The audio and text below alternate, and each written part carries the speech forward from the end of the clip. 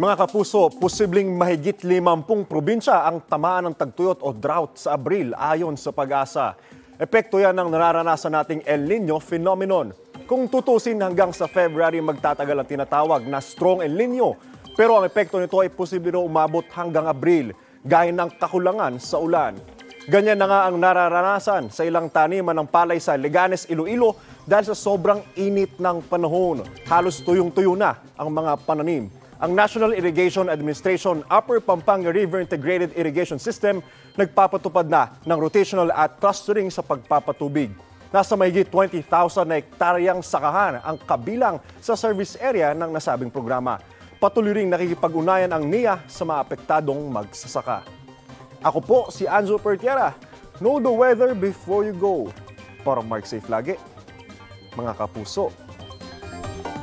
Kapuso, para laging una ka sa mga balita, bisitahin at mag-subscribe sa GMA Integrated News sa YouTube. Sa mga kapuso abroad, samahan nyo kami sa GMA Pinoy TV at sa www.gmanews.tv.